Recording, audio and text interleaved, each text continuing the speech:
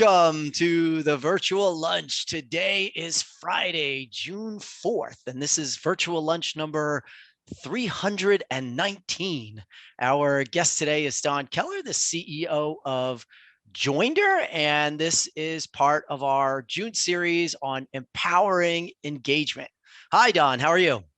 I'm great, Ari. Thanks for this opportunity. Appreciate it very much. If you could just tell us a little bit about your background, I'd love to hear the genesis of Joinder. I've been a corporate lawyer for my career.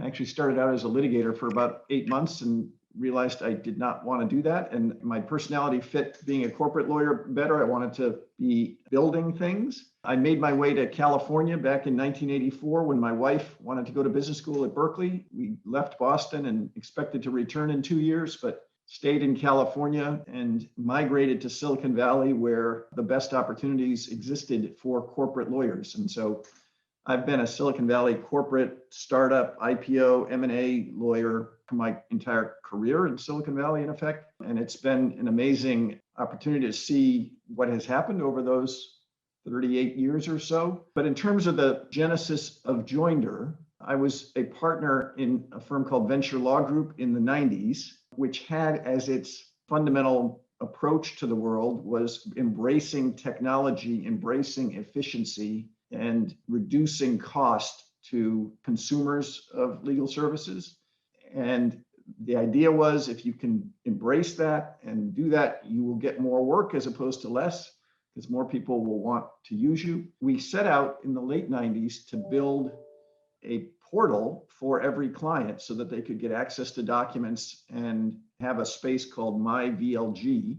And we were ahead of ourselves. The cloud had not really developed and the technology was very different than it was today. But we had that vision that we could make life better for clients and make their work product that they've paid for more accessible to them. That's the genesis of Joinder. There was a company called Atrium, which got formed 3 or 4 years ago and received about $75 million of funding. And one of our partners, who had been an associate coming up that I had trained, went off to be one of the founders of that company. And we said to ourselves, you know what, we can do what Atrium's doing, we can do it better. And let's give our people even further vision of our innovation. So we went out and hired some developers and built what we thought was the old My VLG system, which was an electronic file system accessible by clients. And it became wildly successful. And Oric ended up with about 1,000 company clients on this system, with hundreds getting access to their data and documents and minute books. And about 2 years ago, I went to the Oric board and said, this is terrific. We did a great job with this. I went to Oric and said, let's commercialize this and let's figure out how to do that. Should we do it within Oric? Should we spin it out? Very quickly agreed that Oric is not a software company. We should spin it out. We should put it in an entrepreneurial environment. It should be a technology software SaaS company. It should compete with other companies in the industry. It should compete for talent. It should provide equity. And we've done that. We moved 850,000 documents from the legacy Oric system that we had originally built onto Joinder. And the product now has become not simply an electronic file system, but a project management system where you can manage tasks, manage projects of all kinds. And it has an objective of becoming the Salesforce of the corporate legal department. One other interesting thing is the nature of our practice, which is startup companies in Silicon Valley, has attracted, I've had 4 or 5 people that have worked for me over the years that have become CEOs of companies. The co-founder of Joinder is a person who was a partner of mine named Jim Brock. He was a partner at Venture Law Group and he went off to be top people at Yahoo. So that was a fairly common career path for the types of lawyers that became attracted to working in Silicon Valley and working with startups. As we started creating Joinder and I brought Jim Brock into Oric, Jim had been in a world where you embrace applications. And I quickly realized, boy, there's an application for everything. We started using Zoom pre-pandemic. We were all remote. We were using HubSpot.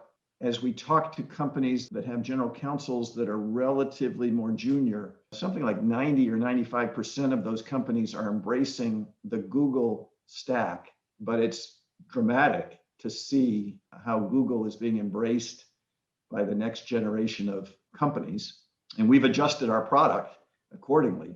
So everything is digitized in an application in some way. And the use of those applications is just going to become more and more refined and more helpful. And those that embrace those applications and how to find things. I mean, I still talk to a lot of lawyers that say, yeah, I can't really find anything anymore because they haven't really embraced how to find stuff or how to use these apps. Interestingly, we had started Joinder before the pandemic, all remote. We were using Zoom. And I remember telling the ORIC chairman, who's a friend, boy, instead of you being on the road 200 days a year, you should use Zoom and engage with even more folks around the firm. He started doing that, but all of a sudden Zoom showed up as the answer for everybody once the pandemic happened. So lots and lots of changes that are going to happen as a result of this pandemic, permanent changes. As everything has become digital, arguably it has become far less accessible and far more chaotic. When I started out in the 80s, you could walk down the hall to the file room and ask for the file for Acme Corp, their last transaction, and they'd give you this beautiful file with every document all nicely pulled together. You knew that was the entire puzzle. Now, part of our journey as a company is to create order out of chaos, to create a system of record for companies. And it's motivated by the fact that the reality is everything's become digital. There's a sense that people have that as long as it's digital, we can find it and you don't need to organize it. And the reality is it's literally inaccessible. Historical records over the last 5 years for many companies, they have no idea where they are. We talked to one very large company who was building a knowledge management system. And what they said is they've tried to go back over the last 10 years and ask their law firms to give them all of their documents that have been created in various cases. Their knowledge management system would evaluate how well they are doing in various jurisdictions with various products.